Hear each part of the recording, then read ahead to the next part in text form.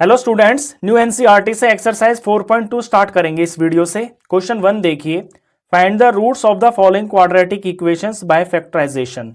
नीचे दी हुई क्वाड्रेटिक इक्वेशंस के रूट फाइंड करने हैं फैक्टराइजेशन मेथड से, यानी इनको फैक्टराइज करना है और फिर हमें रूट फाइंड करने हैं। तो ये जो क्वाड्रेटिक इक्वेशन यहाँ फर्स्ट पार्ट में दे रखी है, x square minus 3x minus 10 is equal to 0, इसके अंदर ये तीन टर्म्स हैं, एक्स स्क्वायर की टर्म भी है, एक्स की टर्म भी है और यहाँ पे कांस्टेंट टर्म भी है। इस तरह की इक्वेशन को हम फैक्टराइज करते हैं by splitting middle term method. Splitting middle term method जो है ये आप 9th क्लास में भी कर चुके हो, और ये 10th में पॉलिनोमियल चैप्टर में जब आप क्वाड्रेटिक पॉलिनोमियल के जीरोस फाइंड करते थे तो वहां भी उसको फैक्टराइज करते थे, वो भी स्प्लिटिंग मिडिल टर्म मेथड ही था। यहां भी मैं आपको पूरा डिटेल में बता के चलूंगा। तो स्टेप नंबर 1 ये होता है कि यहाँ जो एक्स स्क्वायर का कोफिशिएंट होता है जो कि यहाँ पर 1 है, इसका और यहाँ पे जो कांस्टेंट टर्म होती है जो कि यहाँ पे -10 है, इनका प्रोडक्ट किया जाता है। 1 इंटू -10 किया तो ये नंबर आया -10। अब यहाँ ये जो -10 है इसमें नंबर 10 है, तो 10 के हम फैक्टर्स निकालते हैं प्राइम फैक्टर मेथड से। 2 से किया तो 5 आया, 5 से किया तो ये 1 आ गया। 2, 5 और 1 ये इसके तीन फैक्टर्स आ गए हैं। अब यहाँ पे दो कंडीशन होती है, हमें ऐसे दो फैक्टर चाहिए होते हैं जिनका प्रोडक्ट तो आ जाए -10, ये कंडीशन नंबर 1 है, और जिन दो फैक्टर्स का सम आ जाए, ये जो बीच वाला नंबर है ना जो x का कोफिशिएंट होता है जो कि यहाँ पे -3 है, ये चीज हमको लेके आनी है और बनाने हैं हमको इन्हीं प्राइम फैक्टर से। तो देखिए ये जो 2 है और ये जो 5 है, 2 5 10 होता है, और 2 और 5 को यूज करके मैं -3 बना सकता हूं। तो 2 और 5 से मैं -3 कब बना सकता हूं, मुझे यहाँ बड़ा नंबर माइनस का चाहिए ना। तो अगर बड़ा नंबर माइनस का हो यानी -5 हो, और छोटा हो प्लस का यानी कि ये 2, तो -5 और +2 ये -3 हो जाता है, और -5 और 2 का जो प्रोडक्ट है वो भी -10 हो जाता है। तो ये दोनों कंडीशन फुलफिल होनी चाहिए। इट मीन्स ये जो बीच की टर्म है -3x ये ब्रेक हो जाएगी -5x और +2x के अंदर। इसी को बोलते हैं हम स्प्लिटिंग मिडल टर्म। यहां पहली टर्म सेम टू सेम रहेगी एक्स स्क्वायर, -3x को ब्रेक कर लेंगे हम इन दो टर्म के अंदर, -5x प्लस में 2x। अगली टर्म सेम टू सेम रहेगी -10 इज इक्वल टू 0। यहीं तक, इसी स्टेप में आपको दिमाग लगाना है, आगे बिल्कुल सिंपल है। अब ये चार टर्म्स हो गई हैं, चार टर्म में पहली दो टर्म में से कॉमन लेंगे। यहां एक्स स्क्वायर है -5x है, दोनों में x कॉमन आ रहा है, ब्रैकेट स्टार्ट, एक्स स्क्वायर में से यहां x बच गया, ये माइनस और यहां 5 बच गया। अगली ये दो टर्म है, इन दो टर्म में से कॉमन लेंगे, तो यहां मेरे को कॉमन दिखाई दे रहा है 2 1 2, 2 5 10, तो प्लस का 2 कॉमन आ गया, ब्रैकेट स्टार्ट, यहां से ये x बच गया, ये माइनस हो गया, और 2 5 10, यहां पे ये 5 हो गया, इज इक्वल टू में 0। अगर आप बिल्कुल ठीक कर रहे हो तो ये जो ब्रैकेट में टर्म्स आती है ना ये बिल्कुल सेम आती हैं। अब यहां थे पहले चार टर्म्स, अब ये दो टर्म बन गई हैं, यहां से यहां तक ये एक टर्म है, और इसके बाद यहां ये दूसरी टर्म है। इन दोनों टर्म में आप देख रहे हो कि ये जो x -5 है ये दोनों में ही आ रहा है, तो यहां इन दोनों टर्म में से हम x -5 को कॉमन ले लेंगे, और ब्रैकेट स्टार्ट करके फर्स्ट टर्म में से यहां x बच गया, और यहां दूसरी टर्म में से ये प्लस का 2 बच गया, और ये इज इक्वल टू 0। अब ये इसके दो फैक्टर्स आ गए हैं, ये इज इक्वल टू 0 है, बारी बारी से इन दोनों को हम 0 के बराबर रखेंगे और वहां से x की वैल्यू आ जाएगी। तो एक बार x -5 इज इक्वल टू 0 रखेंगे, और एक बार x + 2 इज इक्वल टू 0 रखेंगे। यहां से x की वैल्यू आ जाएगी, ये -5 इधर चला जाएगा तो प्लस का 5 आ गया, तो एक 0 तो इस क्वाड्रेटिक इक्वेशन का, 0 नहीं सॉरी रूट, एक रूट तो ये आ गया है x = 5, और यहां से x की वैल्यू आ जाएगी, ये +2 इधर जाएगा तो माइनस का 2 हो गया, यहां पे ये दूसरा 0 आ गया। तो x = 5 और x = -2, यानी 5 और -2 इस क्वाड्रेटिक इक्वेशन के दो रूट्स हैं। ये था फर्स्ट पार्ट। अब करते हैं इसका सेकंड पार्ट। सेकंड पार्ट में क्वाड्रेटिक इक्वेशन दे रखी है 2x² + x - 6 is equal to 0। तो सबसे पहला स्टेप, x² का कोफिशिएंट 2 है और कांस्टेंट नंबर यहाँ पे, कांस्टेंट टर्म यहाँ पे -6 है, इन दोनों का प्रोडक्ट करते हैं तो ये माइनस का 12 आ गया। तो ये जो नंबर 12 है इसके प्राइम फैक्टर्स करते हैं, 2 से डिवाइड किया 6 आया, 2 से किया यहाँ पे 3 आ गया, और 3 से किया तो ये 1 आ गया। अब इन प्राइम फैक्टर्स को यूज करके मेरे को ऐसे दो फैक्टर तैयार करने हैं जिनका प्रोडक्ट तो -12 आ जाए, यानी इनका प्रोडक्ट आना चाहिए -12 और इनका जो सम है वो आ जाना चाहिए, ये जो बीच में टर्म है इसका जो यहाँ पे कॉफिशिएंट है, तो यहाँ +x लिखा हुआ है ना, तो इसका कॉफिशिएंट यहाँ पे प्लस का 1 है, तो ये +1 आ जाना चाहिए। तो अब इनसे हम ऐसे दो फैक्टर्स बनाते हैं, तो यहाँ पे -12 और सम चाहिए प्लस का 1, तो ये जो सम होता है ना इस पे पहले हमको ज़्यादा फोकस करना होता है, ये तो हमें पता चल ही जाता है। तो यहाँ 2 2s are 4 अगर मैं ले लेता हूँ और यहाँ 3 ये हो गया, तो 4 और 3 से मैं 1 बना सकता हूँ और मेरे को प्लस का 1 बनाना है ना, इट मीन्स 4 तो चाहिए प्लस का और छोटा नंबर चाहिए मेरे को माइनस का, क्योंकि रिजल्ट में मेरे को प्लस का नंबर चाहिए।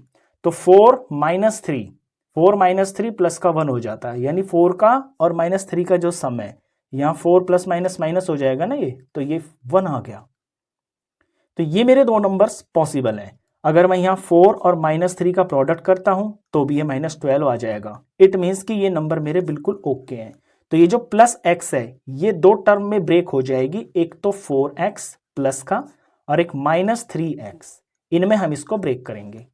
पहली टर्म सेम टू सेम रहेगी 2x² और यहाँ इसको ब्रेक करके हम 4x - 3x लिखेंगे, 4x - 3x आगे -6 same to same is equal to 0। अब पहली दो टर्म में से कॉमन यहाँ पे 2 आ रहा है और x भी आ रहा है, ब्रैकेट स्टार्ट किया, यहाँ से x बच गया, यहाँ से ये प्लस और 2 और x बाहर आ गए, तो सिर्फ 2 बच गया यहाँ पे, 2 2s are 4। इन दोनों में माइनस लिखा हुआ है तो माइनस कॉमन आ गया, 3 1s are 3 2s are 6, 3 भी कॉमन आ गया, ब्रैकेट स्टार्ट, यहाँ से x बच गया, यहाँ से माइनस बाहर आ चुका है तो यहाँ पे प्लस रह गया और 6 में से 3 बाहर आ गया तो 3 2s are 6 होता है, यहाँ 2 हो गया इज इक्वल टू में ये 0। हम बिल्कुल ठीक कर रहे हैं क्वेश्चन को, क्योंकि ये ब्रैकेट वाले नंबर बिल्कुल सेम आ रहे हैं। अब ये दो टर्म्स हो गई हैं, दोनों में x+2 कॉमन आ रहा है, तो x+2 को हम कॉमन ले लेंगे, ब्रैकेट स्टार्ट, इतनी टर्म में से यहाँ से 2x बच गया और इस वाली टर्म में से यहाँ से -3 बच गया, इज इक्वल टू में ये 0 हो गया। अब इन दो फैक्टर्स को बारी बारी से 0 के बराबर रख लेते हैं, x+2 इज इक्वल टू 0 और दूसरा है 2x - 3 इज इक्वल टू 0। यहां से x की वैल्यू फाइंड करेंगे तो ये हो जाएगा, प्लस का 2 इधर जाकर -2 हो जाएगा। अब इधर x की वैल्यू फाइंड करते हैं, तो पहले 2x की टर्म को बचा लेता हूं, ये -3 इधर जाके प्लस हो जाएगा और फिर x की वैल्यू फाइंड करनी है, तो यहाँ जो x के पास मल्टीप्लाई में 2 है ये डिवाइड में चला जाएगा। यहां से x की वैल्यू आ गई है 3/2। आप इस चीज को एक ही स्टेप में भी कर सकते हो, जैसे 2x - 3 इज इक्वल टू 0 है ना, तो आपको पता होना चाहिए कि इक्वेशन के अंदर सबसे पहले प्लस माइनस की चीज मूव होती है, तो ये मूव होगा -3 तो यहाँ प्लस हो जाएगा। उसके बाद मल्टीप्लाई डिवाइड की चीज मूव होती है, तो यहाँ मल्टीप्लाई में 2 है ना, उसके बाद ये मूव होके मल्टीप्लाई का डिवाइड में चला जाएगा। तो डायरेक्ट आप ये भी लिख सकते हो, अगर कोई डाउट हो तो स्टेप्स बढ़ाकर आप लिख सकते हो। तो यहां से x की ये दो वैल्यूज आ गई हैं, एक है x इज इक्वल टू -2 और एक है x इज इक्वल टू 3/2। ये दोनों के दोनों इस क्वाड्रेटिक इक्वेशन के रूट्स आ गए हैं। ये था सेकंड पार्ट। इसके बाद करते हैं थर्ड पार्ट। थर्ड पार्ट में क्वाड्रेटिक इक्वेशन दे रखी है, √2x² + 7x + 5 √2 is equal to 0। इस अंडर रूट की इक्वेशन को देख के आपको बिल्कुल भी नहीं घबराना है, सॉल्व करने में ये बिल्कुल आसान रहेगी। हम स्टेप्स फॉलो करेंगे। x² का कोफिशिएंट यहां पे √2 है और कांस्टेंट नंबर जो यहां पे है ये है +5√2। 5√2 इनका प्रोडक्ट करते हैं, तो √2 इंटू √2 तो ये 2 हो गया और फिर ये 5 है, तो 2 5s are 10 हो गया। अब इस 10 के मेरे को दो फैक्टर्स तैयार करने हैं। मैं यहाँ प्राइम फैक्टर्स निकाल लेता हूं इसके। 2 से करते हैं तो 5 आ गया, 5 से करते हैं तो ये 1 आ गया। अब 10 के मेरे को ऐसे दो फैक्टर्स लेने हैं जिनका प्रोडक्ट तो आ जाए ये वाला 10 ही, प्लस का 10, और जिनका सम आ जाए ये जो बीच वाली टर्म है इसका ये कोफिशिएंट जो कि यहाँ +7 है। अब इन दो कंडीशंस को हम फुलफिल करते हैं, तो इस पे हमको फोकस करना है, ये जो प्लस वाली होती है। यहाँ पे 2 और 5 को यूज करके, 2 5s are 10 तो होता ही है, 2 और 5 को यूज करके मैं प्लस का 7 बना सकता हूं। प्लस का 7 कब बनेगा? जब 2 और 5 दोनों ही प्लस के होंगे, तो यानी कि ये 2 और प्लस में ये 5। अगर मैं इनका मल्टीप्लाई भी करता हूं तो 2 इंटू में 5 ये प्लस का 10 ही आएगा। इट मीन्स कि मेरे को ये मेरे दो नंबर्स मिल गए हैं। तो ये जो बीच का +7x है इसको मैं ब्रेक कर लूंगा +2x +5x इन दो टर्म्स के अंदर। अब √2x² पहली टर्म सेम टू सेम रहेगी, प्लस में ये दो टर्म्स मेरे को यहां +7x की जगह पे लिखनी है।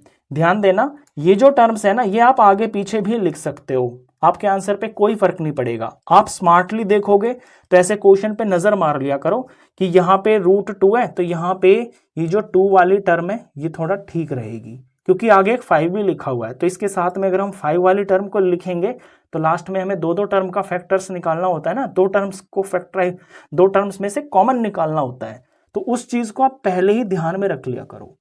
बाकी आप आगे पीछे लिख दोगे रैंडमली, कोई फर्क नहीं पड़ता, आंसर आपका बिल्कुल ठीक ही आएगा।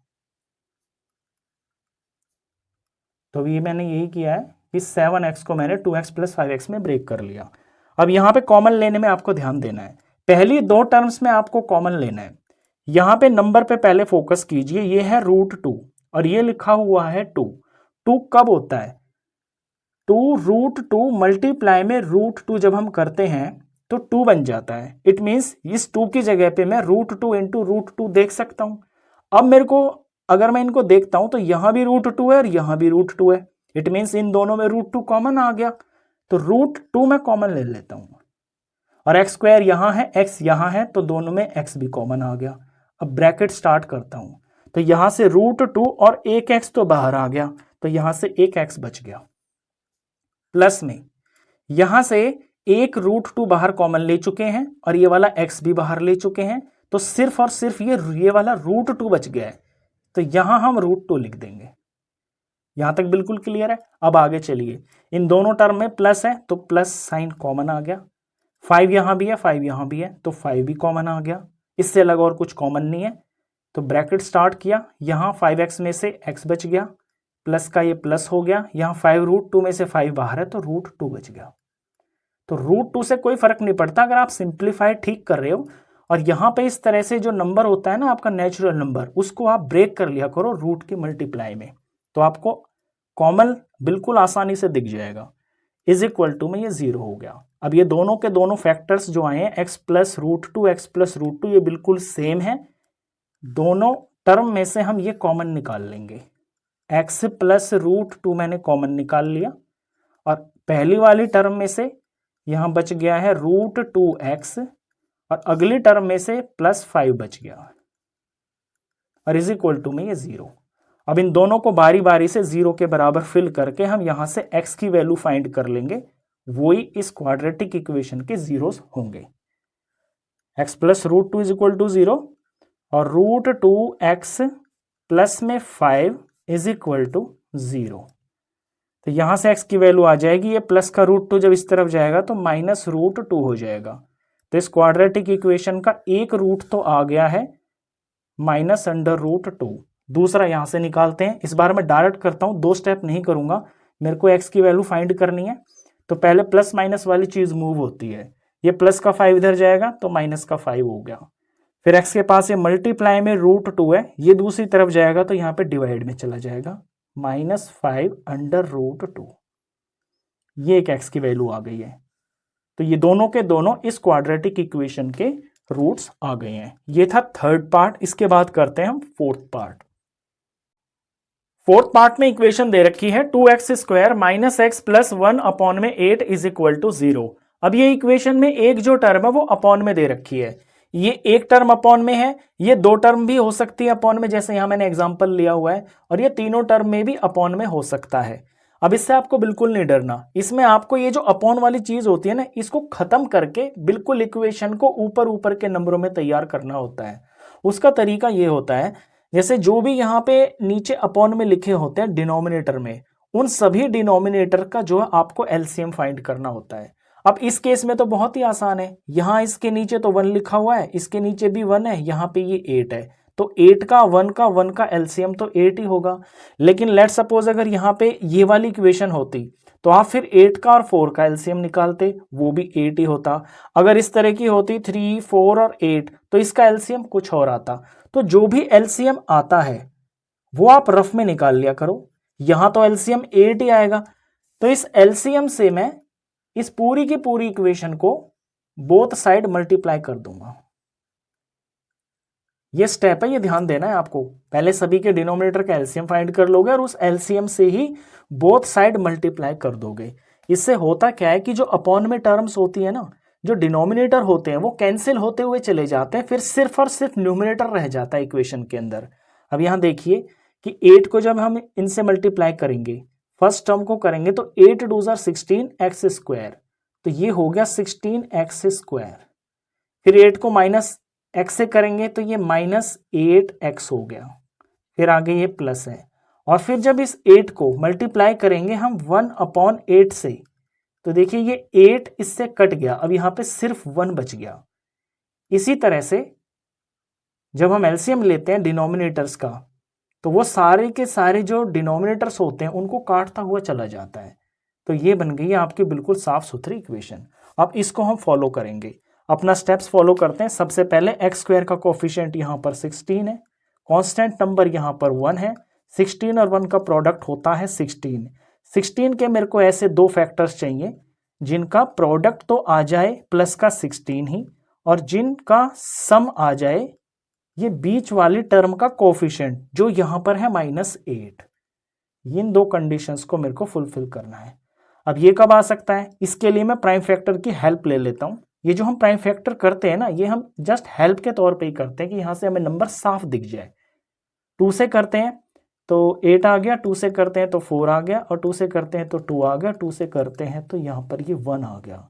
तो मेरे को -8 बनाना है, ऐसे दो फैक्टर मेरे को चाहिए, उनका सम -8 आ जाए। तो देखिए अगर मैं 2 और 2 को ले लेता हूं तो 4, और 2 2 जार 4, 4 4 जार 16 भी होता है, और 4 और 4 से मैं -8 बना सकता हूं। वो कब बनेगा, जब दोनों के दोनों ही नेगेटिव होंगे, क्योंकि नेगेटिव और नेगेटिव ही तो ऐड होकर नेगेटिव रिजल्ट आता है। इट मीन्स -4 और -4 जो नंबर है ये बिल्कुल ओके है। अब -4 को जब मैं -4 से मल्टीप्लाई करूंगा तो माइनस माइनस प्लस हो जाएगा, और 4 4 जार 16 हो जाएगा। तो ये पहली और ये दूसरी दोनों कंडीशन मेरी फुलफिल हो रही हैं। तो इस -8x को मैं ब्रेक करूंगा -4x -4x में।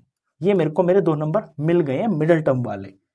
तो पहली टर्म सेम टू सेम रहती है 16x स्क्वायर, और -8x की जगह पे मैं लिखूंगा -4x -4x, और आगे +1 सेम टू सेम और is equal to 0 same to same. अब पहली दो टर्म में से कॉमन निकाल लेते हैं। 4 4 जार 16 और 4 1 जार 4, दोनों में 4 कॉमन आ रहा है, दोनों में x भी है तो x भी कॉमन आ गया। यहां से ब्रैकेट स्टार्ट किया, 4 4 जार 16 होता है तो नंबर यहां पे 4 रह गया, और x स्क्वायर में से एक x बाहर है तो एक x भी रह गया। आगे ये माइनस हो गया और 4x पूरा ही बाहर आ गया। जब सारा बाहर आ गया तो कुछ नहीं बचा, तो कुछ नहीं का मतलब होता है 1 जार बचा। टेबल जब हम पढ़ते हैं तो 4x 1 जार ही तो 4x होता है, तो यहाँ पे 1 आ गया। अब इन दोनों में देखिए, इन दोनों टर्म के अंदर जो पहली टर्म है इसमें माइनस लिखा हुआ है और अगली टर्म में प्लस लिखा हुआ है। तो जब कभी भी आपकी पहली टर्म में माइनस और अगली टर्म में प्लस हो तो आपको कॉमन माइनस ही लेना है। क्यों? क्योंकि ये जो प्लस है ना, ये दो माइनस के प्रोडक्ट से ही मिलके बना है। यहाँ पे दो माइनस छुपे हुए हैं, माइनस इंटू माइनस ही प्लस होता है। तो इसमें भी माइनस है और इसमें भी माइनस है, दोनों में से मैंने माइनस कॉमन ले लिया और कुछ इसके अंदर कॉमन आ नहीं रहा है। जब कुछ भी कॉमन नहीं आ रहा तो इट मीन्स कि 1 जार कॉमन आ रहा है, तो 1 कॉमन आ रहा है। अब ब्रैकेट स्टार्ट कर लिया, तो यहां से ये वाला माइनस है और 1 है, तो ये पूरा 4x यहां पे रह गया। अब जब मैं -1 को 4x से मल्टीप्लाई करूंगा तो ये -4x ही आएगा। अब आगे बढ़ते हैं, इन दो माइनस में से एक माइनस में बाहर ले चुका हूं, इट मीन्स यहां पे माइनस बच गया, तो यहां माइनस बच गया, और ये 1 भी मैं बाहर ले चुका हूं तो कुछ नहीं बचा, तो यानी कि 1 ही बचा। 1 1 जार 1 होता है, इनका प्रोडक्ट करके आप चेक कर लिया करो। -1 को -1 से मल्टीप्लाई करूंगा तो माइनस माइनस तो प्लस हो गया और 1 1 जार 1 आ गया, इज इक्वल टू में ये 0। ब्रैकेट में दोनों चीज मेरी बिल्कुल सेम आ रही है, यानी मैं बिल्कुल ठीक क्वेश्चन कर रहा हूं। अब इतनी पहली टर्म में से और इस दूसरी टर्म में से मैं 4x - 1 कॉमन ले लेता हूं। 4x - 1 मैंने कॉमन ले लिया, ब्रैकेट स्टार्ट किया, इस टर्म में से यहां से 4x बच गया पहली में से, और दूसरी टर्म में से यहां से ये -1 बच गया, इज इक्वल टू में 0। अब इनको 0 के बराबर रख के मैं यहां से इसके रूट्स फाइंड कर लूंगा। 4x - 1 इज इक्वल टू 0, और फिर 4x minus 1 is equal to 0। यहाँ से x की वैल्यू फाइंड करेंगे तो ये -1 इधर चला जाएगा, प्लस का हो गया, और ये x के पास मल्टीप्लाई में 4 है, ये इधर डिवाइड में चला जाएगा, तो x इज इक्वल टू 1/4। ऐसे ही यहाँ भी x इज इक्वल टू, ये माइनस इधर चला गया, प्लस हो गया, मल्टीप्लाई में 4 है x के साथ में, इधर जाएगा तो डिवाइड में आ गया, x इज इक्वल टू 1/4। तो ये इस क्वाड्रेटिक इक्वेशन के दो रूट्स आ गए हैं, दोनों के दोनों बिल्कुल सेम है। अगर मैं कभी रूट बोलूं और कभी गलती से 0 भी बोल दूं तो बात एक ही है, जीरोस और जो रूट्स होते हैं ना वो सेम ही होते हैं। तो ये तो होता है फोर्थ पार्ट। इसके बाद फिफ्थ पार्ट करते हैं। फिफ्थ पार्ट में इक्वेशन दे रखी है 100x² minus 20x plus 1 is equal to 0। तो x² का कॉफिशिएंट है यहाँ पर 100 और कांस्टेंट टर्म है यहाँ पे +1। इनका प्रोडक्ट करते हैं तो ये 100 आ गया। अब 100 के मेरे को ऐसे दो फैक्टर्स चाहिए जिनका प्रोडक्ट तो आना चाहिए ये प्लस का 100 ही, और जिनका सम आ जाना चाहिए बीच वाली टर्म का कॉफिशिएंट जो है यहाँ पर -20। ये मेरे को दो कंडीशन फुलफिल करनी है, तो इस वाली चीज पे मैं फोकस करूंगा, यहां से मेरे को मेरे आंसर मिलते हैं। अब 100 के दो ऐसे क्या फैक्टर्स हो सकते हैं, ऐसे हम देखते हैं कि डायरेक्ट जो है ना 10 और 10 10 100 होता है, और 10 और 10 को यूज करके मैं -20 भी बना सकता हूं। तो यहां मेरे को प्राइम फैक्टर्स करने में टाइम वेस्ट करने की जरूरत नहीं है। माइनस का 10 अगर होगा और माइनस का 10 अगर होगा तो -10 और -10 का सम हो जाता है -20, और -10 और -10 का जो प्रोडक्ट है वो प्लस का 100 होगा, क्योंकि माइनस माइनस प्लस हो जाएगा और 10 10 100 हो जाएगा। इट मीन्स मेरे को मेरे दो नंबर मिल गए हैं। ये जो -20x है इसको मैं ब्रेक करूंगा -10x और -10x के अंदर। अब तक आप बिल्कुल परफेक्ट हो गए होंगे इस मेथड के अंदर। अब पहली टर्म सेम टू सेम रहेगी 100x² -20x की जगह पे मैं ये दो टर्म लिखूंगा -10x -10x, अगली +1 same to same is equal to 0 same to same. पहली दो टर्म में से कॉमन लेते हैं, 10 10 100, 10 1 10, दोनों में 10 कॉमन आ रहा है, x दोनों में है, x भी कॉमन आ गया, ब्रैकेट स्टार्ट, यहां से 10 10 100, तो यहां पे 10 बच गया, x² में से एक x बाहर है तो एक x भी बच गया, ये माइनस आ गया, यहां से 10x बाहर आ गया, यानी कुछ नहीं बचा, कुछ नहीं तो यानी कि 1 बचा, 10x 1 10x होता है।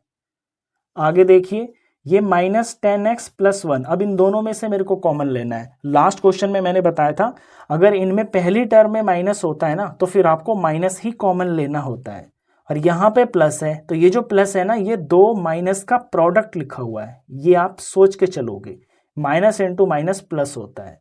अभी इसमें से मैंने माइनस बाहर ले लिया और ये वाला माइनस मैंने बाहर ले लिया कॉमन, इससे अलग और कुछ भी नहीं है। जब कुछ भी नहीं है तो 1 है, यहां भी 1 है, यहां भी 1 है, तो -1 कॉमन आ जाएगा। ब्रैकेट स्टार्ट किया, यहां पे माइनस बाहर आ गया तो ये 10x पूरा बच गया। अब इसमें दो माइनस थे, एक माइनस बाहर आ गया तो एक माइनस यहां पे रह जाएगा, और यहां पे 1 बनाना है ना तो 1 1 होता है। अब -1 का प्रोडक्ट करेंगे तो ये प्लस का 1 ही आएगा, इज इक्वल टू में 0। ये क्वेश्चन बिल्कुल पिछले वाले क्वेश्चन की तरह ही है। अब ये एक टर्म हो गई है, ये दूसरी टर्म हो गई है, दोनों के अंदर 10x - 1 कॉमन आ रहा है, तो 10x - 1 मैंने कॉमन ले लिया, ब्रैकेट स्टार्ट किया, पहली टर्म में से यहां से ये 10x बच गया और दूसरी टर्म में से यहां से ये -1 बच गया, इज इक्वल टू 0। अब दोनों को बारी बारी से 0 के बराबर रख लेते हैं, 10x - 1 इज इक्वल टू 0, और दूसरा भी है 10x - 1 इज इक्वल टू 0। यहां से x की वैल्यू निकालते हैं तो ये -1 इधर जाकर प्लस हो जाएगा, और ये मल्टीप्लाई में 10 है, दूसरी तरफ जाकर डिवाइड हो जाएगा, तो एक x की वैल्यू आ गई है 1/10। इसी तरह से यहाँ भी सेम यही आ रहा है, x इज इक्वल टू ये इधर जाके 1 और ये 10 इधर जाकर divide, x is equal to 1/10। तो ये इसके दो रूट्स आ गए हैं। ये इसका लास्ट पार्ट था। इसके बाद हम क्वेश्चन नंबर 2 करेंगे। क्वेश्चन 2 में बोला है solve the problems given in example 1। आपकी एनसीईआरटी की बुक के अंदर एग्जाम्पल 1 में दो वर्ड प्रॉब्लम्स दे रखी हैं। उनको बहुत अच्छे से वहां पे लैंग्वेज में समझा के और उनको सिंप्लीफाई करके इक्वेशन बनाकर छोड़ दिया है। इसके बाद आपको उस इक्वेशन को सॉल्व करना है। तो मैंने वो इक्वेशन फर्स्ट पार्ट की जो इक्वेशन यहाँ पे उतार ली है, x square minus 45x plus 324 is equal to 0। इसे हमको सॉल्व करके x की वैल्यू फाइंड करनी है। x की वैल्यू जो होगी वही उस वर्ड प्रॉब्लम का सॉल्यूशन होगा। तो यहाँ पे हम स्प्लिटिंग मिडिल टर्म मेथड का ही यूज करने वाले हैं। एक्स स्क्वायर का कोफिशिएंट 1 है और लास्ट में कांस्टेंट है 324। इनका प्रोडक्ट करते हैं तो ये आ रहा है 324। अब 324 के ऐसे दो फैक्टर्स चाहिए जिनका प्रोडक्ट ऑफ कोर्स 324 ही आना चाहिए, प्लस का ही आना चाहिए, और जिनका सम आ जाना चाहिए। ये जो बीच में टर्म लिखी हुई है इसका कोफिशिएंट ये है यहाँ पर -45, ये -45 आ जाना चाहिए। हम टीचर लोग कभी कभी इस चीज को ऐसे भी बोल देते हैं कि प्लस माइनस करके -45 आ जाए, तो बोलने के लिए समझाने के लिए ऐसे बोल देते हैं कि प्लस माइनस करके -45 आ जाए, लेकिन एक्चुअली में इन दोनों का, ये दोनों इंटीजर्स होते हैं, इनका जो सम है ना वो हम सम ही करते हैं, वही -45 आना चाहिए।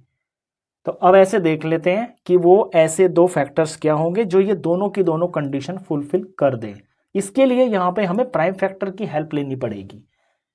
प्राइम फैक्टर का पर्पस ही ये होता है, बड़े क्वेश्चन के लिए बेसिकली प्राइम फैक्टर्स यूज होता है। अगर आपका ये वाला नंबर छोटा है और आप ऐसे ही बैक ऑफ द माइंड एकदम से सोच पाओ नंबर को तो कोई दिक्कत नहीं है। अगर नंबर बड़ा है तो फिर आपको प्राइम फैक्टर करने पड़ते हैं। यहाँ इसको 2 से हम डिवाइड करते हैं तो 162 आएगा, फिर 2 से करके 81 आ जाएगा, फिर ये 3 से जाएगा 27 हो गया, ये 3 से डिवाइड होकर 9 आएगा, और ये 3 से डिवाइड होकर 3 आएगा, और ये 3 से डिवाइड होकर 1 आएगा। अब इन्हीं में से हम कुछ ऐसे रैंडमली हिट एंड ट्राई करके ये वाले दो नंबर पता करते हैं। तो यहाँ माइनस का 45 जो है इनका ऐड होके आना चाहिए, जो दो इंटीजर्स यहाँ आएंगे उनका सम -45 आना चाहिए। मुझे सारे के सारे यूज करने हैं, जब मैं सारे यूज कर लूंगा तभी प्रोडक्ट भी 324 आएगा, ये भी ध्यान देना आप। तो ऐसे नंबर्स में यहाँ पे देखता हूँ कि अगर मैं 2 2 और 3 3 3 9 और ये 4 9 9 2 18 18 2 36, अगर मैं इन चारों को ले लेता हूँ तो ये 36 हो गया, और ऐसे 3 3 ले लेता हूँ तो ये 9 हो गया।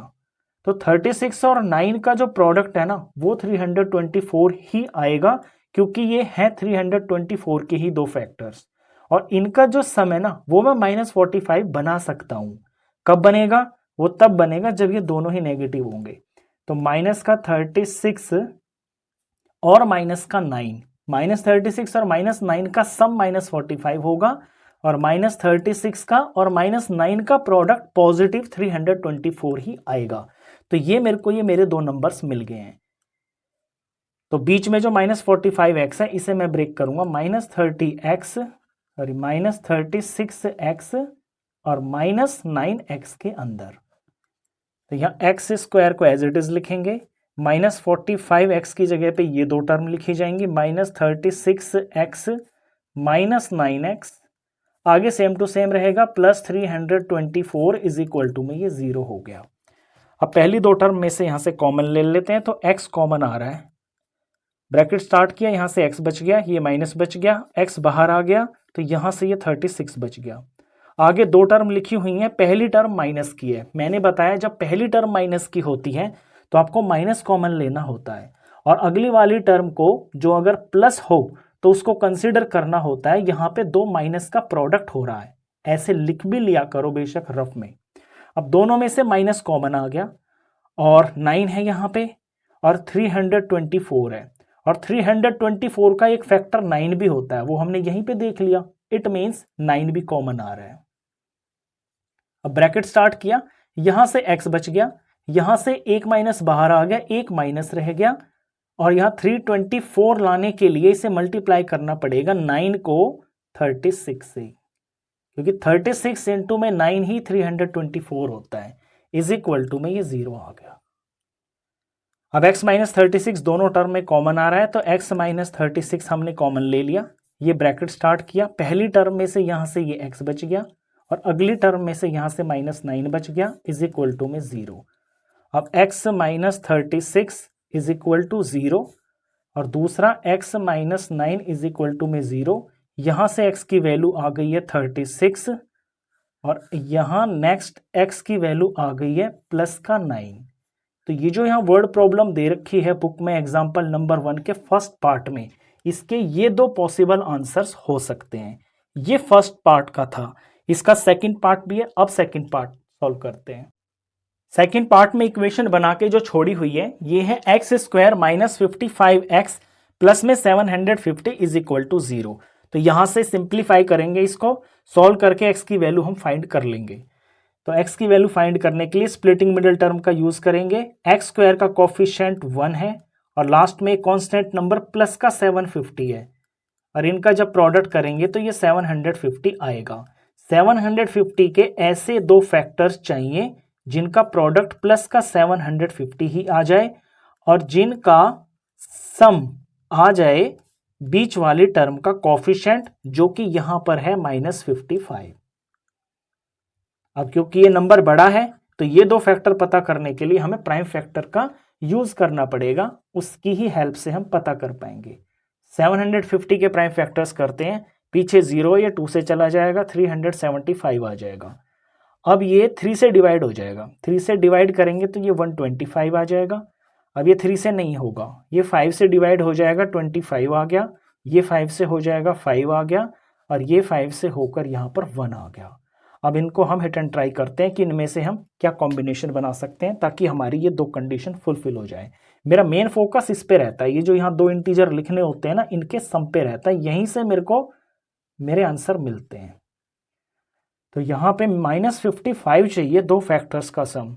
तो देखिए वो कैसे बन पाएगा कि अगर मैं 5 3 ज़ार 15, 15 2 ज़ार 30, ऊपर में ये 3 नंबर का मेरे को प्रोडक्ट 30 दिख रहा है और नीचे 5 और 5 25 दिख रहा है। तो इन तीनों का जब मैं प्रोडक्ट कर लेता हूँ तो ये तो हो गया है 30 और ये 5 5 ज़ार 25। 30 और 25 को अगर मैं नेगेटिव बना देता हूँ तो नेगेटिव इंटीजर्स -30 और -25 इनका सम जो है -55 आ जाएगा। और अगर इनका मैं प्रोडक्ट करूंगा -30 का और -25 का तो माइनस माइनस प्लस हो जाएगा और इनका प्रोडक्ट भी ऑफ कोर्स 750 ही आएगा क्योंकि ये इसी के फैक्टर्स हैं। तो इस तरह से ये मेरे को दो नंबर मिल गए हैं, ये बहुत आसानी से मिल गए। कभी कभी आपको इसमें थोड़ा टाइम ज़्यादा लग सकता है। तो बीच में जो -55x है इसे मैं ब्रेक करूंगा -30x और -25x के अंदर। तो यहाँ x square as it is रहेगा और -55x की जगह हम लिखेंगे -30x -25x और प्लस में 750 इज इक्वल टू में 0। पहली दो टर्म में मैं कॉमन देख रहा हूं कि सिर्फ x कॉमन आ रहा है तो x ले लिया, ब्रैकेट स्टार्ट किया, x स्क्वायर में से x बाहर है तो यहाँ x रह गया, ये माइनस रह गया, 30x में से x बाहर है तो यहाँ पे 30 रह गया, ब्रैकेट क्लोज। यहाँ पहली टर्म और ये दूसरी टर्म, अब इन दो टर्म में कॉमन लेना है। पहली वाली में माइनस है तो मैंने बताया जब पहली में माइनस होता है तो आपको माइनस ही कॉमन लेना होता है, और अगली अगर प्लस की टर्म है ये वाली तो कंसीडर करके चलते हैं कि यहाँ दो माइनस का प्रोडक्ट हो रहा है। तो दोनों में से माइनस कॉमन आ गया और यहाँ पे नंबर है 25 और यहाँ पे है 750। तो 750 जो है ना 25 का एक मल्टीपल होता है, यानी दोनों में 25 है कॉमन, तो 25 कॉमन ले लिया, ये ब्रैकेट स्टार्ट किया। तो इतने में से यहाँ से -25 है तो यहाँ से x बच गया। अब यहाँ इन दो माइनस के प्रोडक्ट में से एक माइनस हम बाहर ले चुके हैं तो यहाँ अब ये जो प्लस का टर्म है ना ये माइनस की रह जाएगी, और 750 में से हम 25 बाहर ले चुके हैं तो यहाँ पे क्या बचेगा वो हम यही देख लेते हैं। 750 जो है 25 का और 30 का प्रोडक्ट है, तो जब 750 में से 25 बाहर है तो इनटू में 30 अंदर होगा, यानी यहाँ पे 30 होगा। ऐसे आप इसकी हेल्प करके चेक भी कर सकते हो, और जब आप ठीक करोगे तो ये जो चीज़ है ना ब्रैकेट में ये हमेशा सेम आती है, इज इक्वल टू में ये 0 हो गया। अब x -30 दोनों में कॉमन है, दोनों के अंदर आ रहा है तो ये कॉमन ले लेते हैं। x -30 पहली टर्म में से यहाँ से x बच गया और अगली टर्म में से यहाँ से -25 बच गया, इज इक्वल टू में ये 0 हो गया।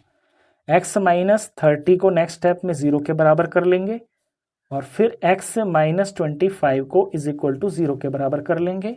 यहाँ से x की वैल्यू आ जाएगी, -30 इधर चला जाएगा तो प्लस का 30 हो जाएगा, और यहाँ से x की वैल्यू आ जाएगी, -25 इधर चला जाएगा तो प्लस का 25 आ जाएगा। तो यहाँ इस तरह से x की ये दो वैल्यूज आ गई हैं।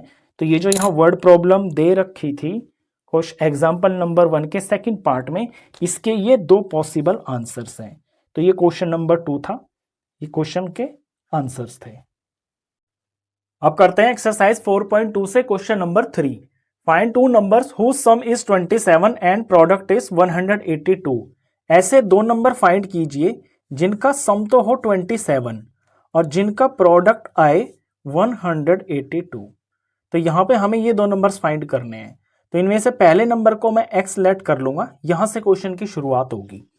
सॉल्यूशन में हम लिखेंगे कि let first number is equal to x। अब अगर ये नंबर मैंने x ले लिया और मेरे को ये नंबर फाइंड करना है, तो ये जो नंबर होगा ना सेकंड वाला नंबर, ये हो जाएगा 27 माइनस x। ऐसे ही तो इक्वेशन में से हम सेकंड नंबर फाइंड करेंगे। तो अदर जो नंबर है, देन अदर नंबर बोल दें या इसको हम सेकंड नंबर बोल दें, ये हो जाएगा 27 माइनस x। तो इस तरह से तो हमको यहां पे लेट करना है। अभी जो सेकंड वाली कंडीशन है कि इन दोनों का जो सम है वो 182 आना चाहिए, इस कंडीशन को लगाकर हम यहां से इक्वेशन फाइंड कर लेंगे।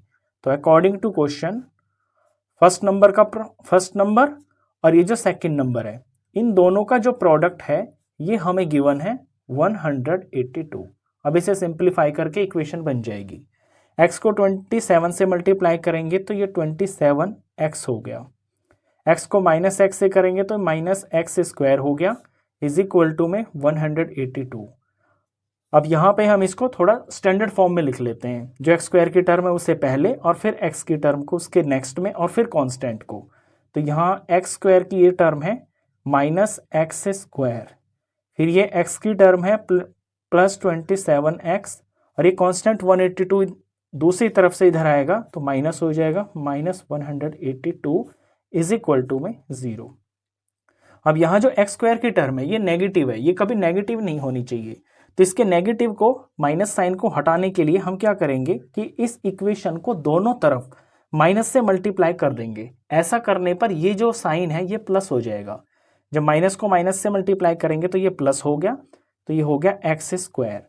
अगली जो टर्म है उसका साइन चेंज हो जाएगा, माइनस प्लस माइनस हो जाएगा और 27x, फिर माइनस इंटू माइनस ये प्लस हो जाएगा 182 इज इक्वल टू, और माइनस को 0 से मल्टीप्लाई करेंगे तो 0 0 ही रहेगा, इसका कोई साइन नहीं होता। अब ये आ गई आपकी फाइनल इक्वेशन। अब इसके अंदर हम स्प्लिटिंग मिडिल टर्म मेथड का यूज करके x की वैल्यू फाइंड कर लेंगे। तो यहाँ है x² का कोफिशिएंट है 1 और कांस्टेंट है यहाँ पे 182। तो 1 का और 182 का प्रोडक्ट होता है 182। और 182 के हमें ऐसे दो फैक्टर्स फाइंड करने हैं जिनका प्रोडक्ट तो आ जाए 182 और जिनका सम आ जाए, ये जो बीच की टर्म है इसका कोफिशिएंट यानी कि -27। उसके लिए हम प्राइम फैक्टर्स का यूज करेंगे, वहां से हम आसानी से पता कर सकते हैं।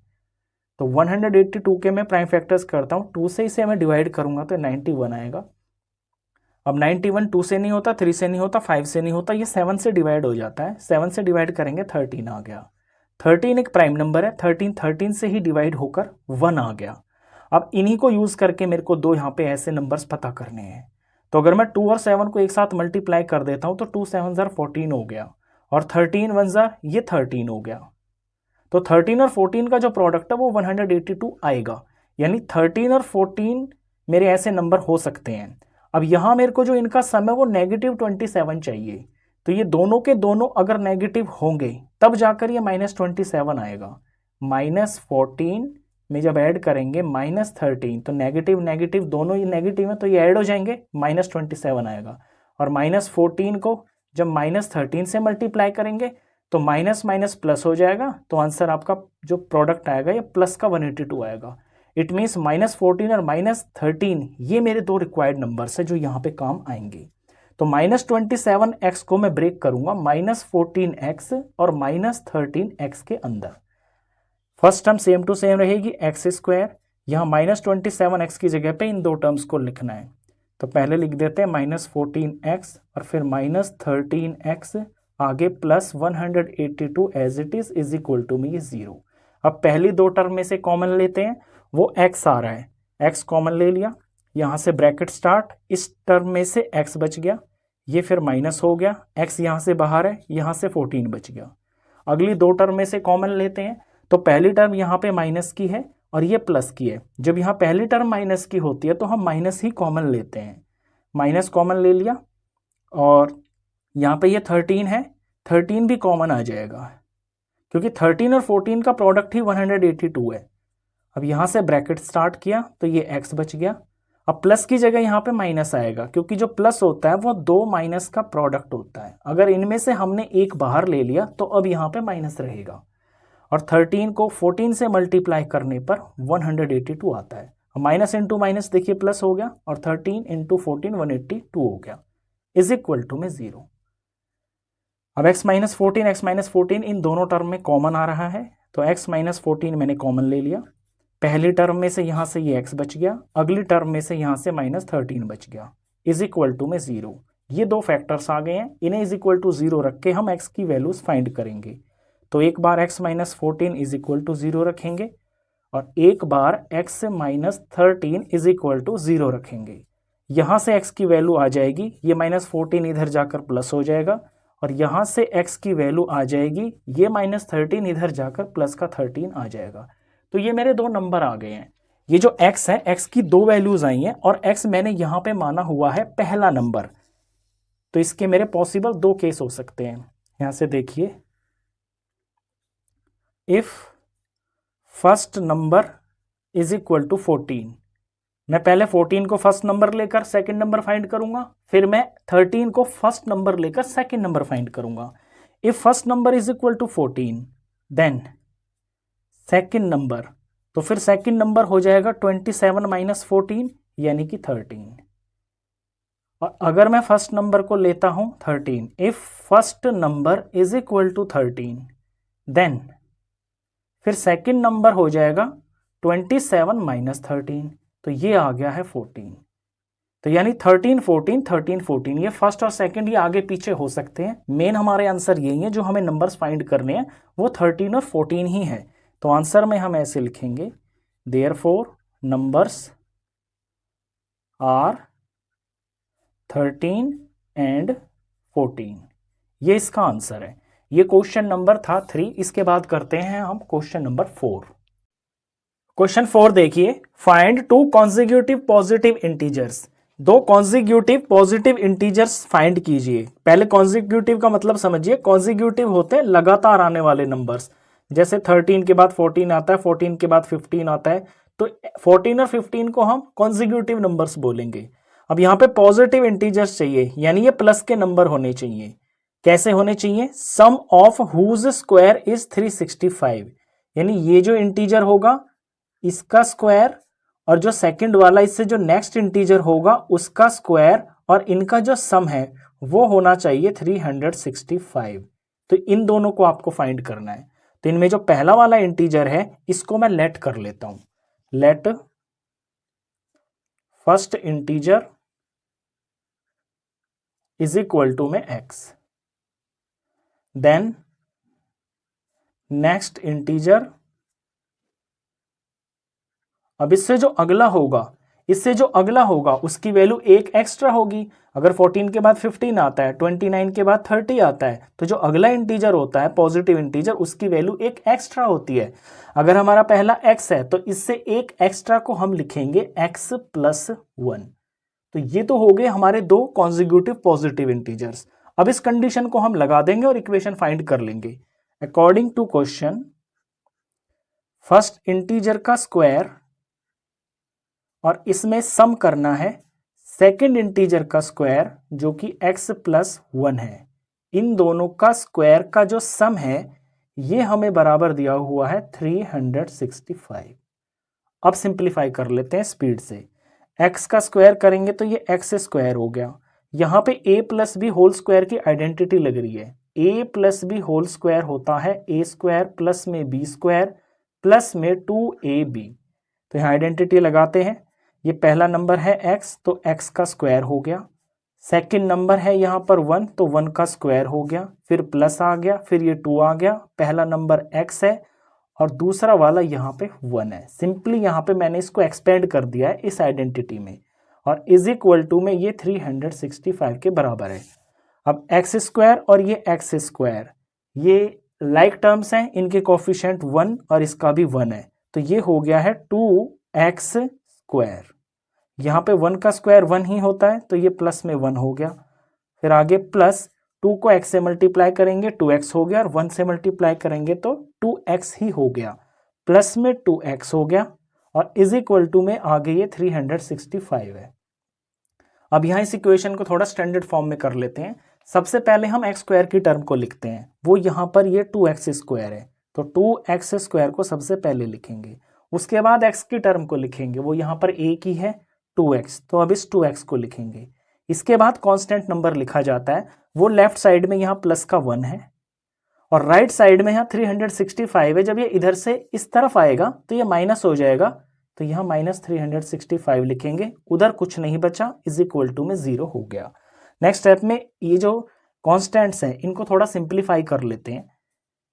ये 2x square as it is रहेगा, ये plus 2x as it is रहेगा, और प्लस 1 और माइनस 365, प्लस माइनस सब्ट्रैक्ट हो जाएगा। 365 में से 1 माइनस करेंगे तो 364 आएगा, और माइनस का आएगा क्योंकि यहाँ माइनस का नंबर बड़ा है, तो माइनस 364 और इज इक्वल टू में ये 0 आ गया।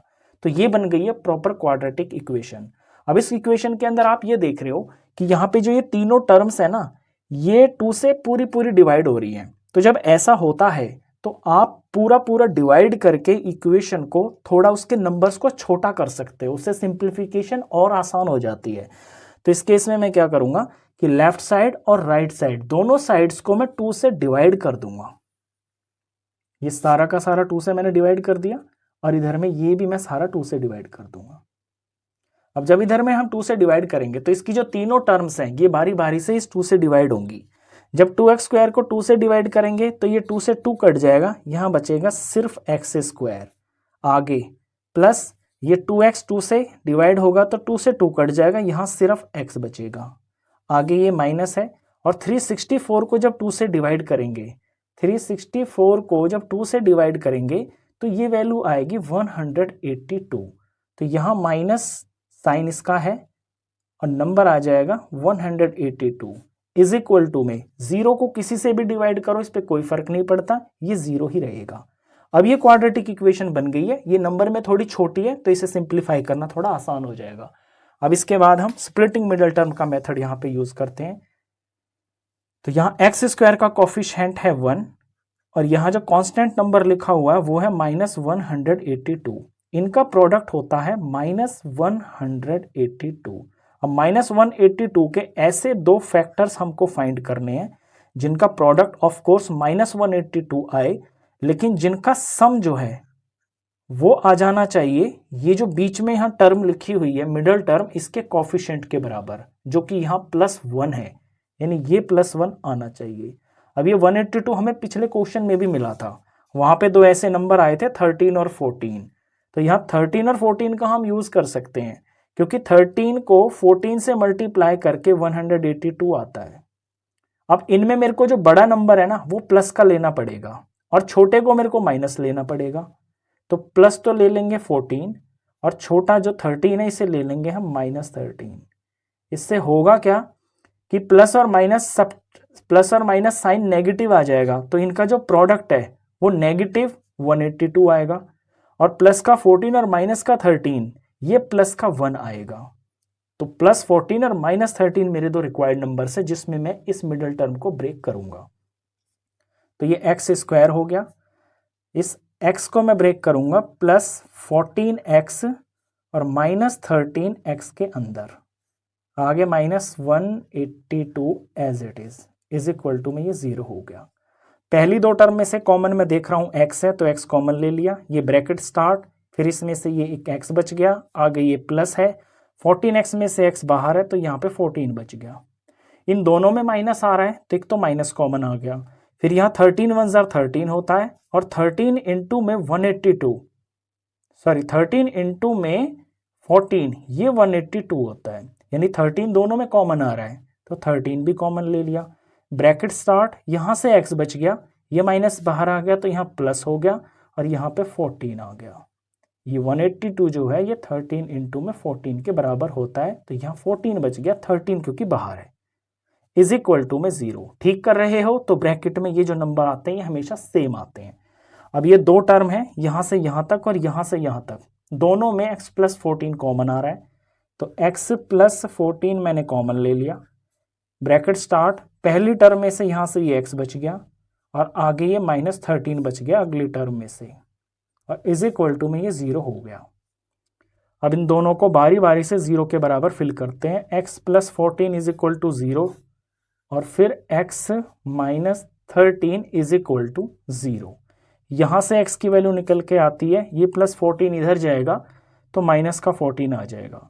यहाँ से x की वैल्यू आती है माइनस 13, जब इधर जाएगा तो ये प्लस का 13 आ गया। तो मेरे इस क्वाड्रेटिक इक्वेशन के दो सॉल्यूशन आ गए हैं, एक तो है माइनस 14 और एक है प्लस का 13। अब क्वेश्चन पे गौर करते हैं। क्वेश्चन ये कहता है कि ये जो कॉन्जिक्यूटिव इंटीजर्स है ना ये पॉजिटिव है, तो पॉजिटिव वाला ही हमारा आंसर होगा, लेकिन इसमें ये जो माइनस 14 है ना ये तो नेगेटिव है, इट मीन्स इसे तो हम लेंगे नहीं, ये तो हमारा आंसर हो ही नहीं सकता। तो जो x की वैल्यू 13 है ये हमारा आंसर होगा। तो x इज इक्वल टू 13 आ गया और x माना था हमने फर्स्ट इंटीजर को, तो therefore first integer is equal to ये 13 आ गया। देन सेकेंड इंटीजर, या इससे नेक्स्ट लिखेंगे क्योंकि ये कॉन्जिक्यूटिव ना, देन नेक्स्ट इंटीजर ये हो जाएगा 13 में प्लस 1 यानी कि 14। तो जो आंसर्स हैं वो हैं 13 एंड 14। ये क्वेश्चन नंबर 4 था। इसके बाद करते हैं क्वेश्चन नंबर 5। क्वेश्चन 5 देखिए, the altitude of a right triangle is 7 centimetre less than it's base. यहाँ एक राइट ट्राइंगल की बात हो रही है और उसका जो ऑल्टीट्यूड है, ऑल्टीट्यूड होता है जो ऊपर जमीन की तरफ होता है और जो जमीन में टिका होता है वो बेस होता है। तो कहता है कि राइट ट्राइंगल का जो ऑल्टीट्यूड है वो उसके बेस से 7 सेंटीमीटर लेस है, यानी ऑल्टीट्यूड तो है कम, कितना 7 यूनिट्स, और जो बेस है वो बड़ा है। और इसको यहां से इसको जोड़ देते हैं तो ये बन जाता है हाइपोटेन्यूज। इसके बारे में यहां लिखा हुआ है if the hypotenuse is 13 centimetre. अगर हाइपोटेन्यूज 13 सेंटीमीटर है तो find the other two sides. तो इन दो साइड्स को बताइए। ये जो परपेंडिकुलर है जिसे हम हाइट भी बोलते हैं, h फॉर हाइट, और यहाँ पे एल्टीट्यूड बोला हुआ है इसको। ऑल्टीट्यूड और हाइट का मतलब एक ही होता है। और ये जो जमीन पर टिका हुआ है ये b फॉर बेस है। तो बेस और ये जो परपेंडिकुलर है ये फाइंड करने हैं। अब यहाँ पे जो परपेंडिकुलर है इसको बेस के फॉर्म में बोला हुआ है कि ये बेस से जो है 7 यूनिट्स कम है, तो इस बेस को ही मैं यहाँ पे x मान लेता हूँ, फिर उसके अकॉर्डिंग मैं ये परपेंडिकुलर को लिख लूंगा। तो यहाँ हमें लेट जो करना है वो बेस को ही करना पड़ेगा। Let base is equal to x centimetre, then altitude, ये इससे 7 यूनिट्स कम है, तो 7 कम करने के लिए x में से हमें 7 माइनस करना होगा। ये हो गया x माइनस 7 सेंटीमीटर। और यहाँ पे हाइपोटेन्यूज की वैल्यू दे रखी है, इसे भी लिख लेते हैं। ये दिया हुआ है 13 सेंटीमीटर। अब पाइथागोरस प्रॉपर्टी आपने पढ़ी हुई है। पाइथागोरस प्रॉपर्टी होती है कि जो बेस होता है इसका स्क्वायर प्लस में ये जो परपेंडिकुलर होता है ऊपर आसमान की तरफ जिसे हाइट बोलते हैं, परपेंडिकुलर का स्क्वायर ये बराबर होता है सबसे बड़ी वाली साइड जो कि होती है हाइपोटेन्यूज, इसके स्क्वायर के बराबर। यानी base square plus perpendicular square is equal to hypotenuse square होता है। इसी प्रॉपर्टी का हम यूज करेंगे और इक्वेशन यहां से फाइंड कर लेंगे। तो लिखते हैं बाय पाइथागोरस प्रॉपर्टी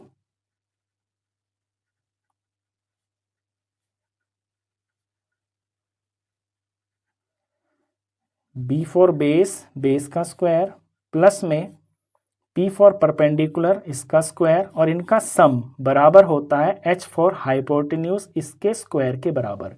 यहाँ वैल्यू फिल करते हैं। बेस हमने x लिया हुआ है तो ये x का स्क्वायर हो गया। परपेंडिकुलर यानी कि जो हाइट होती है, हाइट को ऑल्टीट्यूड बोलते हैं, ये है x माइनस 7 और इसका स्क्वायर इज इक्वल टू में हाइपोटेन्यूज जो 13 है, 13 का स्क्वायर। सिंप्लीफाई करेंगे इक्वेशन तैयार हो जाएगी। X square as it is x square हो गया, प्लस में यहाँ पे a minus b whole square की आइडेंटिटी लग रही है, तो a minus b whole square बराबर होता है a स्क्वायर प्लस में b स्क्वायर माइनस 2ab। आपको पता भी होगा ये, तो यहाँ इसमें एक्सपेंड कर लेते हैं इसको। a यानी कि फर्स्ट नंबर वो x है, x का स्क्वायर, प्लस में b यानी कि 7, 7 का स्क्वायर, और फिर माइनस है तो यहाँ माइनस लगेगा और 2 लगेगा, इनटू में a यानी कि x और इनटू में b यानी कि 7, और इज इक्वल टू 13 का स्क्वायर, 13 का स्क्वायर 169 होता है। फर्दर सिंप्लीफाई करते हैं। लेफ्ट साइड में देखिए एक्स स्क्वायर और एक्स स्क्वायर, यहाँ 2 बार एक्स स्क्वायर लिखा हुआ है, इनके कोफिशिएंट 1 और 1 है तो ये तो ऐड हो जाएंगे, ये हो गया 2x स्क्वायर। आगे 7 का स्क्वायर लिखा हुआ है, 7 का स्क्वायर होता है 7 7 49, तो प्लस में ये 49 हो गया। आगे 2 इंटू एक्स इंटू में 7, तो ये माइनस, और 2 7 14, और यहाँ वेरिएबल ये x है, ये इन तीनों का प्रोडक्ट हो गया, और इज इक्वल टू में 169। अब इसे थोड़ा स्टैंडर्ड फॉर्म में लिख लेते हैं इक्वेशन को। सबसे पहले हमें एक्स स्क्वायर की टर्म लिखनी होती है, जो यहाँ पर ये अकेली है 2x स्क्वायर। उसके बाद x की टर्म लिखनी होती है, जो भी यहाँ दोनों तरफ एक ही है, माइनस 14x। फिर कांस्टेंट लिखना होता है, यहाँ अपनी तरफ यानी कि लेफ्ट में प्लस का 49 है, और राइट में 169 है, इसको मूव करके इधर लाएंगे तो ये माइनस 169 हो जाएगा, और इज इक्वल टू पे आगे कुछ नहीं बचेगा, इज इक्वल टू 0 हो गया। यहाँ नेक्स्ट स्टेप में इनको हम थोड़ा सिंप्लीफाई कर लेते हैं कॉन्स्टेंट्स को। ये तो एज इट इज रहेगा 2x स्क्वायर, माइनस 14x भी एज इट इज रहेगा, और यहाँ 49 और माइनस 169, प्लस माइनस सब्ट्रैक्ट होता है, 169 में से 49 माइनस होगा तो 120 आएगा, और माइनस का आएगा क्योंकि यहाँ माइनस का नंबर बड़ा है, तो माइनस 120, और इज इक्वल टू में ये 0 आ गया। तो ये बन गई है हमारी क्वाड्रेटिक इक्वेशन। अब इस क्वाड्रेटिक इक्वेशन में मैं ये देख रहा हूँ कि जो लेफ्ट में ये जो तीनों टर्म्स लिखी हुई है, इन तीनों के अंदर जो है 2 कॉमन आ रहा है, ये तीनों ही 2 की मल्टीपल्स लिखी हुई है। तो इसके नंबर को थोड़ा आसान बनाने के लिए मैं बोथ साइड इस इक्वेशन को 2 से डिवाइड कर दूंगा। अपॉन में ये 2 कर दिया। आप चाहे तो लैंग्वेज भी लिख देना, dividing by 2 on both sides लिख दोगे तो अच्छा रहेगा, बाकी ऐसे भी कर दोगे तो टीचर समझ जाएगा कि यहाँ क्या किया हुआ है। अब ये तीनों टर्म्स बारी बारी से 2 से डिवाइड होंगी। 2x स्क्वायर 2 से डिवाइड होगा तो 2 से 2 कटेगा, यहाँ पे x स्क्वायर बच जाएगा। माइनस 14x 2 से डिवाइड होगा तो यहाँ माइनस 7 आ जाएगा, और ये x एज इट इज, और 120 जब 2 से डिवाइड होगा तो ये माइनस 60 हो जाएगा, और इज इक्वल टू 0 को 2 से डिवाइड करेंगे तो ये 0 ही आएगा। तो ये इक्वेशन थोड़ी सिंपल और आसान बन गई है। अब इसमें स्प्लिटिंग मिडल टर्म लगाते हैं और x की वैल्यू फाइंड करते हैं, वो होगा हमारा बेस। तो यहाँ पे x स्क्वायर का कोफिशिएंट तो है 1, और कांस्टेंट नंबर है यहाँ पे माइनस 60, इनका प्रोडक्ट हो गया माइनस 60। माइनस 60 के ऐसे 2 फैक्टर्स चाहिए जिनका प्रोडक्ट आ जाए ऑफ कोर्स माइनस 60, और जिनका सम आ जाए, ये जो बीच वाली टर्म का कोफिशिएंट जो है यहाँ पर माइनस 7, ये माइनस 7 होना चाहिए। थोड़ा सा यूज कर लेते हैं प्राइम फैक्टर्स को, वहीं से हमें पता चलता है। नंबर है हमारे पास 60, 2 से डिवाइड करते हैं तो 30 आ गया, 2 से डिवाइड करते हैं तो 15 आ गया, ये 3 से डिवाइड होकर 5 आ गया, और 5 से डिवाइड होकर 1 आ गया। अब ऐसे यहाँ से मैं क्या 2 फैक्टर्स निकाल दूं जिनका सम जो है माइनस 7 आ जाए। तो 2 2 4, 4 3 12 हो गया, और 12 और 5 को यूज करके मैं 7 बना सकता हूँ। देखिए इन तीनों का प्रोडक्ट तो 12 आ गया, और ये 5 1 ये 5 हो गया। अगर 12 और 5 को मैं सब्ट्रैक्ट करता हूं तो नंबर 7 आ जाएगा, और क्योंकि ये माइनस है तो मैं माइनस के नंबर को बड़ा ले लूंगा और प्लस को मैं छोटा ले लूंगा, यानी माइनस 12 और प्लस का 5, इनका सम जो करेंगे वो माइनस 7 आएगा। और जब हम इनका प्रोडक्ट भी करेंगे तो यहाँ माइनस और प्लस माइनस आ जाएगा, 12 5 60 आ जाएगा। ये दोनों चीजें आपको ध्यान देनी होती हैं। तो x square as it is रहेगा और -7x को ब्रेक करेंगे हम -12x प्लस में 5x में, तो -12x और प्लस में 5x, आगे -60 as it is equal to में ये 0 हो गया। पहली दो टर्म में से x कॉमन आ रहा है तो x कॉमन ले लिया, ब्रैकेट स्टार्ट, यहाँ से एक x बच गया, ये माइनस हो गया, यहाँ से 12 बच गया, यहाँ प्लस 5x -60 है। इन दोनों में से कॉमन लेना है। अगर पहली टर्म प्लस की होती है तो फिर आपको प्लस ही यहाँ पे कॉमन लेना होता है, अगर पहली टर्म यहाँ माइनस हो तो फिर आपको माइनस कॉमन लेना होता है। तो यहाँ हम प्लस ही लिखेंगे, ये 5 1 जार 5 है और 5 × 12 होता है 60, यानी 5 दोनों में कॉमन आ रहा है तो +5 कॉमन आ गया, ब्रैकेट स्टार्ट, यहाँ से x बच गया, यहाँ ये माइनस एज इट इज रहेगा और यहाँ पे 12 आएगा इज इक्वल टू में 0। अब x -12 कॉमन आ रहा है दोनों टर्म में, x -12 हम कॉमन ले लेंगे, ये ब्रैकेट स्टार्ट, इस पहली टर्म में से यहाँ से x बच गया, इस दूसरी टर्म में से यहाँ से +5 बच गया और इज इक्वल टू में ये 0 हो गया। अब इन दोनों को 0 के बराबर रखते हैं तो x -12 इज इक्वल टू 0 और x प्लस में 5 इज इक्वल टू 0। यहाँ से x की वैल्यू फाइंड करते हैं तो x इज इक्वल टू आ गया, माइनस का 12 इधर जाकर प्लस हो गया, यहाँ से x की वैल्यू फाइंड करते हैं तो प्लस का 5 इधर जाकर -5 हो गया। तो मेरे इस क्वाड्रेटिक इक्वेशन के दो सॉल्यूशन आ गए हैं, एक है प्लस का 12, एक है माइनस का 5। अब हम क्वेश्चन जो कर रहे हैं ये कर रहे हैं राइट ट्राइंगल की साइड से रिलेटेड। ये जो x आया है मेरा, ये ट्राइंगल का बेस आया है। अब जो ट्राइंगल का बेस होता है ये एक लेंथ होती है, अब लेंथ कभी नेगेटिव तो हो नहीं सकती, इट मीन्स ये वाला तो आंसर हमारा होगा ही नहीं, इसे तो हम काट देंगे। जो x इज इक्वल टू 12 है ये हमारा आंसर होगा और x माना था हमने बेस को, तो हम लिख देंगे therefore base is equal to, ये हमने x माना था, ये हो जाएगा 12 सेंटीमीटर। और दूसरा था ऑल्टीट्यूड, वो इससे 7 कम था, दूसरी साइड जो फाइंड करनी थी, देन ऑल्टीट्यूड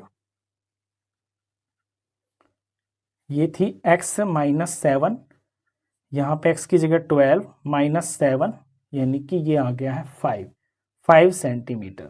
तो जिस ट्राइंगल की यहाँ बात हो रही है उसका बेस तो होगा 12 सेंटीमीटर और उसका ऑल्टीट्यूड होगा 5 सेंटीमीटर। ये इसके आंसर्स थे। ये क्वेश्चन नंबर 5 था। इसके बाद करते हैं इस एक्सरसाइज का last question, question number 6। Question 6 देखिए, a cottage industry produces a certain number of pottery articles in a day. एक कॉटेज इंडस्ट्री के अंदर एक दिन में certain number of pottery articles जो हैं प्रोड्यूस होते हैं। इस क्वेश्चन को अच्छे से समझाने के लिए मैं शुरू में ही जो है ना यहाँ एक एग्जाम्पल लेके चलता हूँ। जैसे कि कोई कॉटेज इंडस्ट्री है, उसके अंदर एक दिन में मान लीजिए कि 10 आर्टिकल्स जो हैं प्रोड्यूस हुए एक दिन के अंदर। आगे रीड करते हैं, it was observed on a particular day. किसी दिन ये ऑब्जर्व किया गया that the cost of production of each article, कि हर एक आर्टिकल की जो कॉस्ट ऑफ प्रोडक्शन है ना, यानी कि हर एक आर्टिकल का मतलब हो गया जैसे एक आर्टिकल की जो कॉस्ट ऑफ प्रोडक्शन है वो कितनी ऑब्जर्व की गई है, was 3 more than twice the number of articles produced on that day। यानी जितने आर्टिकल्स उस दिन प्रोड्यूस हुए हैं ना उसका ट्वाइस, तो 10 आर्टिकल्स प्रोड्यूस हुए उस दिन, तो 10 और 10 का ट्वाइस यानी इसको 2 से मल्टीप्लाई किया गया, ये तो ट्वाइस हो गया, और इससे भी 3 मोर यानी कि इसमें +3 किया गया। तो ये जो फिगर है ना ये एक आर्टिकल की कॉस्ट ऑफ प्रोडक्शन है। आप थोड़ा रिलेट कर पाओगे क्वेश्चन को। If the cost of production on that day was ₹90। अब यहां ये बोला है कि उस दिन जो है कॉस्ट ऑफ प्रोडक्शन, टोटल जो कॉस्ट ऑफ प्रोडक्शन है वो है ₹90। तो find the number of articles produced. तो बताइए उस दिन कितने आर्टिकल्स प्रोड्यूस हुए, जो हमारे केस में यहाँ एग्जांपल में मैंने 10 लिया हुआ है, and the cost of each article, और हर एक आर्टिकल की जो कॉस्ट ऑफ प्रोडक्शन है वो कितनी है ये आपने बताना है। तो जैसे कि एग्जांपल में मैंने बताया कि अगर एक दिन में 10 आर्टिकल्स बने उस दिन, तो एक आर्टिकल की जो कॉस्ट ऑफ प्रोडक्शन है वो 10 का डबल और इससे 3 एक्स्ट्रा है। तो अगर यहाँ फिगर देखें तो 10 2 20 23, तो ये 23 आती है। एग्जाम्पल मैंने इसलिए बताया ताकि क्वेश्चन को आप रिलेट कर पाओ। अब यहाँ पर हमको ये बताना है कि ये जो आर्टिकल्स प्रोड्यूस हुए हैं ये कितने हैं और हर एक आर्टिकल की जो कॉस्ट ऑफ प्रोडक्शन है वो कितनी है, यानी ये दो चीजें हमको बतानी है। तो ये जो नंबर ऑफ आर्टिकल्स प्रोड्यूस है ना, इसे मैं x ले लूंगा और इसके बाद फिर ये क्वेश्चन चलेगा। तो let number of articles produce is equal to ये x हो गया।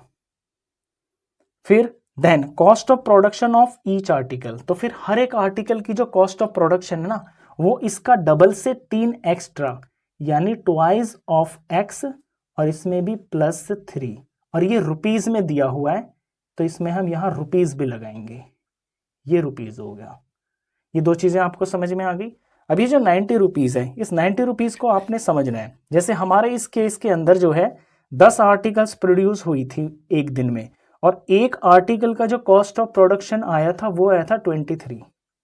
ये एक ही दिन की बात चल रही है, तो टोटल जो कॉस्ट ऑफ प्रोडक्शन हो गया इस केस के अंदर वो number of articles produce on that day और cost of production of 1 article, इनका प्रोडक्ट किया तो ये आया 230। ये जो 230 मेरे एग्जाम्पल में फिगर आ रही है, ये इस क्वेश्चन के अंदर 90 रुपीज है। यानी जब हम नंबर ऑफ आर्टिकल्स को और cost of production of each article का प्रोडक्ट करेंगे ना, तो उस दिन की टोटल कॉस्ट ऑफ प्रोडक्शन आ जाएगी और वो बराबर 90 के हमको लिखनी है। बस ये चीज इसके अंदर समझने की है। तो according to question x into में 2x + 3 इज इक्वल टू, ये हमने 90 के बराबर रखना है। अब इसको हम सॉल्व करेंगे, यहां से इक्वेशन आ जाएगी, x की वैल्यू आ जाएगी। तो x को 2x से मल्टीप्लाई करेंगे तो 2x² हो गया, प्लस में x को 3 से करेंगे तो ये 3x हो गया, और इज इक्वल टू में ये 90 है। नेक्स्ट स्टेप में 2x² एज इट इज, इसके बाद 3x ये टर्म आ गई, फिर 90 इस तरफ आ जाएगा तो ये -90 हो गया, और इज इक्वल टू में 0। ये बन गई हमारी क्वाड्रेटिक इक्वेशन। अब इसको स्प्लिटिंग मिडल टर्म से हम x की वैल्यू फाइंड कर लेते हैं। x² का कोफिशिएंट है यहाँ पर 2 और कांस्टेंट है यहाँ पर -90। इनका प्रोडक्ट करते हैं तो ये -180 आता है। अब -180, इसके ऐसे दो फैक्टर्स चाहिए हमको जिनका प्रोडक्ट आ जाए -180 और उनका जो सम है, उन फैक्टर्स का जो सम है वो आना चाहिए बीच के टर्म का कोफिशिएंट जो है +3। अब ये पता करने के लिए हम यहाँ थोड़ा प्राइम फैक्टर का यूज कर लेते हैं।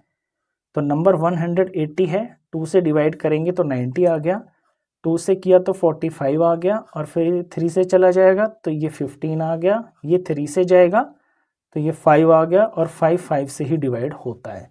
अब यहाँ से हम बनाते हैं ऐसे दो नंबर जिनका सम आ जाए +3। तो वो चीज़ लाने के लिए मैं यहाँ देख रहा हूँ कि 3 5s are 15 और यहाँ 3 2s are 6 6 2s are 12। अगर इन तीनों का प्रोडक्ट मैं एक साथ ले लूँ तो 12 हो गया, और यहाँ पे ये 15 हो गया। 12 को और 15 को मल्टीप्लाई करेंगे तो 180 आ जाएगा। अब ध्यान देने की बात ये है कि यहाँ पे इनका जो सम है ना वो मेरे को +3 चाहिए। तो इन दोनों का सम +3 तब आएगा जब यहाँ एक नंबर प्लस का हो और एक नंबर माइनस का हो, और प्लस का भी कौन सा होना चाहिए, जो बड़ा है, क्योंकि हमारे रिजल्ट में हमें यहाँ प्लस का 3 चाहिए। तो प्लस का तो 15 हो और माइनस का 12 हो। ये दो इंटीजर्स का जब सम करेंगे तो +3 आ जाएगा, और प्लस का 15 और माइनस का 12, यहाँ प्लस और माइनस माइनस आ गया और इनका प्रोडक्ट 180 आएगा। यानी ये वो मेरे दो नंबर्स हैं जिनमें मैं इसके कोफिशिएंट को ब्रेक करूंगा। तो नेक्स्ट स्टेप में 2x² ये लिख लिया मैंने, और +3x की जगह पर मैं लिखूंगा +15x और -12x, +15x -12x, आगे -90 as it is equal to में ये 0।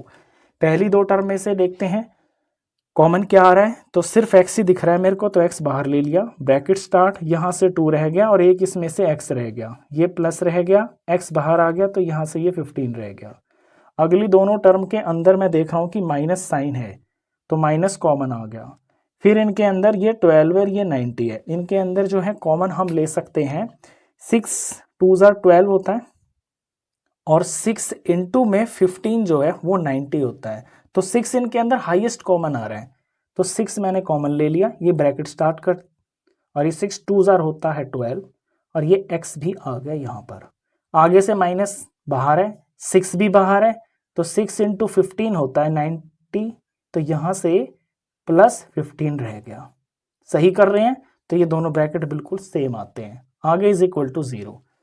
अब 2x प्लस 15 कॉमन ले लेंगे दोनों टर्म में से, तो 2x प्लस में 15 मैंने कॉमन ले लिया, ब्रैकेट स्टार्ट, इतनी टर्म में से यहाँ से x बच गया, अगली टर्म में से यहाँ से -6 बच गया, इज इक्वल टू में 0। अब दोनों को बारी बारी अलग अलग 0 के बराबर रखेंगे।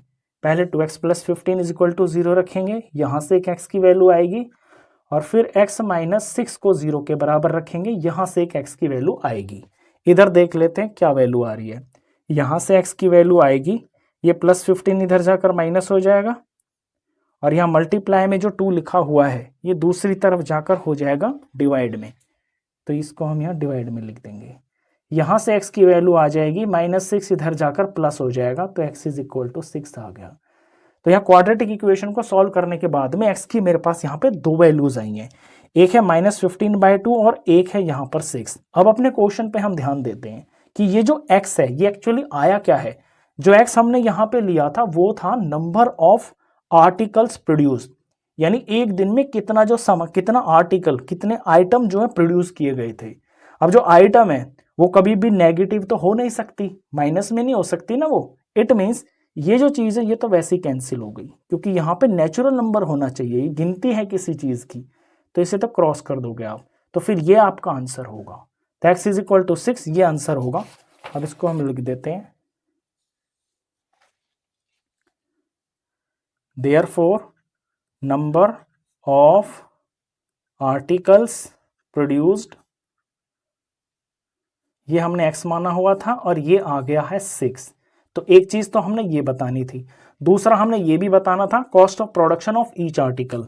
तो कॉस्ट ऑफ प्रोडक्शन शॉर्ट में लिख देता हूं, cost of production of each article, ये हो गया था इसका डबल और इससे भी 3 एक्स्ट्रा, इतने रुपीस। तो यहां x की जगह पर हम 6 फिल कर देंगे तो वो रुपीस पता चल जाएंगे। 2 इंटू में 6 और ये +3, 2 6 12, ये रुपीस में आएगा तो रुपीस लगाते हुए चलेंगे हम, 12 + 3 और ये आ गया है जुड़ने के बाद में 12 + 3 = 15। ये दूसरा आंसर आ गया। तो उस दिन 6 आइटम प्रोड्यूस हुए थे फैक्ट्री के अंदर, उस कॉटेज इंडस्ट्री में, और हर एक आर्टिकल की जो कॉस्ट ऑफ प्रोडक्शन थी वो 15 थी। अब मैं इसको वेरीफाई भी करके दिखा देता हूं। 6 आर्टिकल बने और एक आर्टिकल को बनाने में 15 रुपीज लगे, तो इनका जो प्रोडक्ट आया वो 90 आया। 15 को 6 से मल्टीप्लाई करेंगे 90 आया, तो पूरे दिन में जितनी भी आर्टिकल्स बनी उनका जो टोटल कॉस्ट ऑफ प्रोडक्शन है वो 90 आया, और हमें भी क्वेश्चन के अंदर 90 ही दिया हुआ था। इट मीन्स हमारे आंसर्स बिल्कुल ठीक हैं। तो ये लास्ट क्वेश्चन था, क्वेश्चन खत्म।